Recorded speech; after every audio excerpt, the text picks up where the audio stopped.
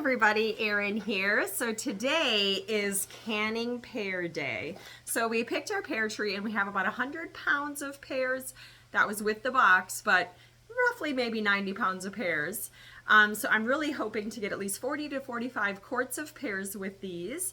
And so I'm actually doing this in my outdoor kitchen down in our camping area. Because we had a little situation a couple years ago where our daughter had a seizure, and then we did a hair sample and found out she had high levels of uranium.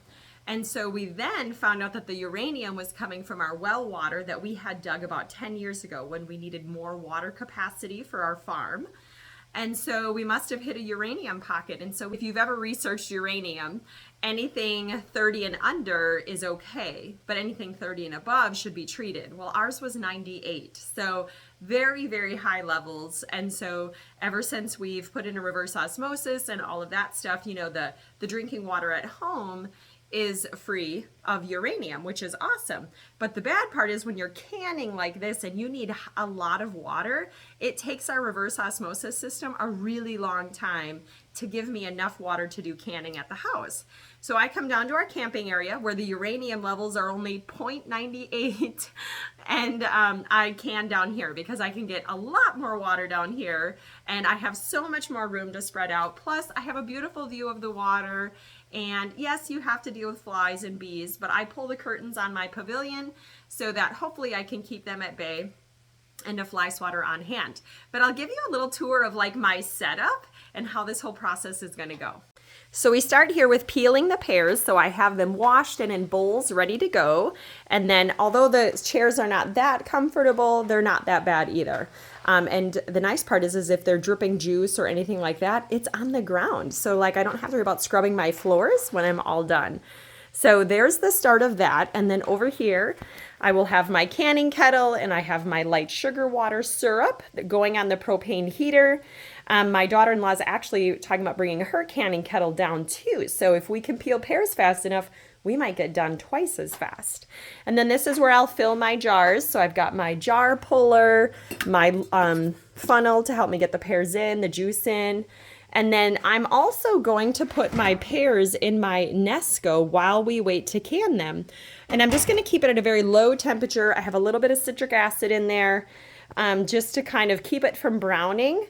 But if we get enough people working, we can be peeling pears really quickly and then just have them in there warm so that it hopefully prevents them from browning, but I don't want to overcook them to where they become mush in my canning jars.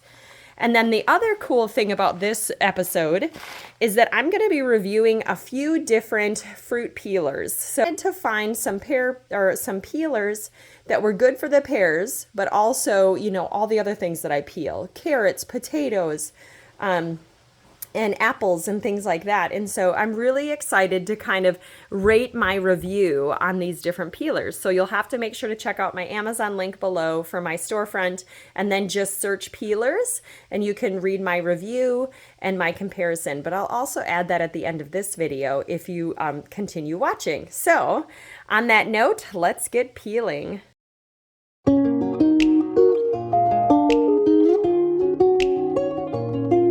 While the kids peeled, I cored the pears. So now for my peeler review. So my daughter-in-law really liked the green one.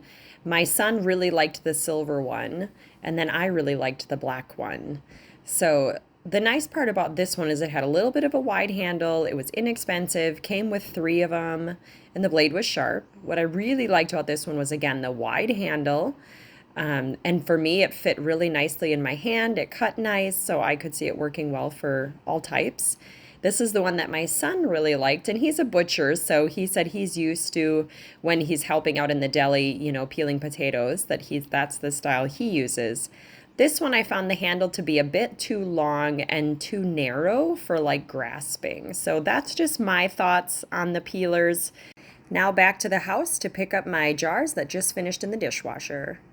And here we start the filling jar process. I had enough peeled now, and I discovered it was just easier to use my hands. The water wasn't too hot, and I was able to place the pears in the jar for like better volume per jar. And so filling 7 of them, it's amazing how many pears it takes to fill these 7 jars. But it goes pretty quick, especially being that they're already warm in this Nesco. So I think that was a great idea. The citric acid seems to be working. A few of the ones that were in there a little bit longer, they did start turning a little bit brown, but it just seemed like once they were canned, they turned back that beautiful like cream color. And so this part, like I said, went pretty quick.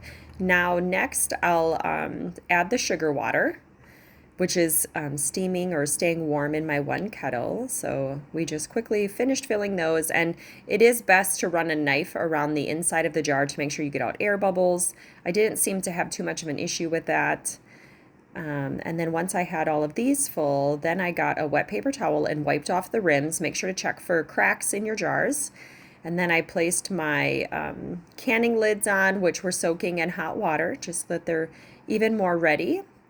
Then I put my rings on, and then I start placing them gently in the canner. Hopefully they're hot enough so I don't have any cracked jars, which I actually didn't this time. All of my jars worked really well. None of them cracked, all of them sealed except for one. So here's the canning process. So it takes about 25 minutes for quarts. And here's what we ended up with. Better than I thought. We had a total of 56 quarts of pears by the time we were done. So of course I sent some home with my kids. So I have to share a funny little video with my husband when we were picking the pears. Our son came out looking for us and we were picking the pear tree. And so he shook the tree and scared him. So, but here's a box of some of the pears that we grabbed. The grapes are turning. Soon I will be starting grape jelly. Such nice clusters this year. First year this grape has actually produced this well in probably the 5 or 6 years that I've had it. My son said I should have pruned it. I guess that can be his job next year.